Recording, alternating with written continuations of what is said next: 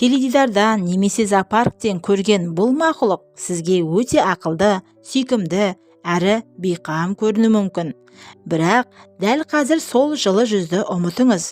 Өйткені жабайы табиғатта бұл жануар ешқандай аяушылықты білмейтін, өз құрбанын тірідей бөлшектеп жейтін нағыз жыртқыш. Олар сағатына 40 шақырым жылдамдықпен жүгіріп, адамнан 5 есе қуатты күшпен кез келген тіршілік иесінің сүйегін уатып тастай алады. Тіпті орманда өздеріне ұқсас басқа маймылдардың артынан ұйымдасқан түрде аңшылық жасап, олардың етін шекедей жейді. Олар кімдер? Армысыздар, жабайы табиғаттың ең қорқынышты, ең құпия пердесін ашуға дайын жануарлар шындығы арнасының адал көрермендері. Егер сіз интернеттегі өтірік ақпараттан шаршап, жануарлардың нағыз ащы шындығын білгіңіз келсе, дәл қазір видео астындағы подписаться батырмасын басып, біздің үлкен қауымдастыққа қосылыңыз. Өйткені бүгін біз адам баласына ең жақын, бірақ ішкі әлемі зұлымдыққа толған шимпанзелер туралы айтамыз. Олар қалай соғыс жариялайды? Дайын болсаңыздар, лайк басып экранға жақындаңыздар. Шимпанзелер негізінен орталық және батыс Африканың тропикалық ормандары мен саванналарын мекендейді. Олардың өмір сүру салты кәдімгі адамдардың алғашқы қауымдық құрылысына ұқсайды. Олар жалғыз жүре алмайды. 15-тен 150-ге дейін мүшесі бар үлкен кландарға бірігіп өмір сүреді. Бұл топтарда қатал иерархия бар. Ең басында альфа еркек тұрады.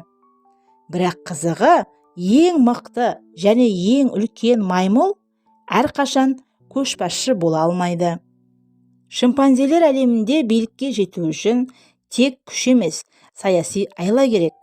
Еркек шимпанзе басқа әлсіз еркектермен дос болып, оларға тамақ беріп, аналықтарын қорғап, өзіне команда жинайды.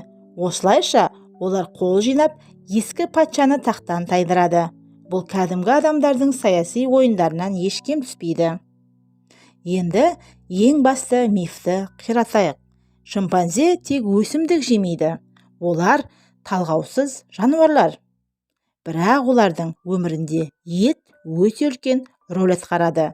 Көп уақыт бойы ғалымдар оларды жеміс-жидек жейді деп ойлады.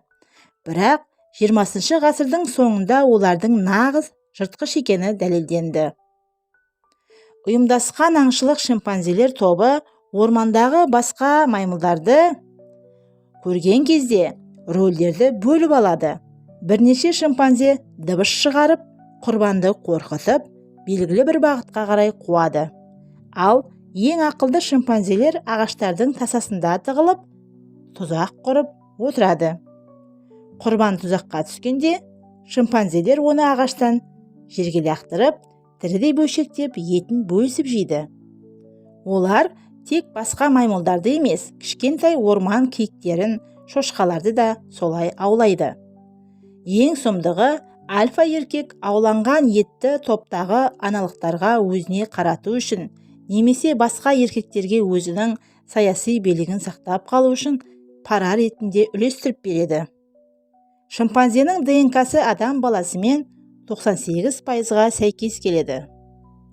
Олардың ақыл-ойы сондай жоғары, олар кәдімгі еңбек құралдарын жасай алады. Шимпанзелер ағаштың бұтағын сындырып, оның қабығын тістерімен аршып, ұшын үшкірлеп, нағыз найза жасайды.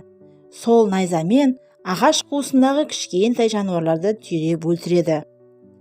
Жаңғақ шағу үшін олар жалпақ тасты төсеніш ретінде қойып, екінші ауыр таспен үстінен ұрып шағады. Ал құмырсқа жеу үшін арнайы таяқшаны сілекейлеп, құмырсқаның ұясына тығады да жабысқан жәндіктерді сорып жейді. Егер екі басқа шимпанзе кланы шекара бөлісе алмаса, олардың арасында нағыз орман соғысы басталады. Олар түнде жаудың аумағында барлау жасап, нағыз жалғыз қалған жау маймылдарын ұстап, азаптап өлтіреді. Табиғатта адамнан басқа дәл осылай соғысатын жалғыз мақұлық шимпанзелер.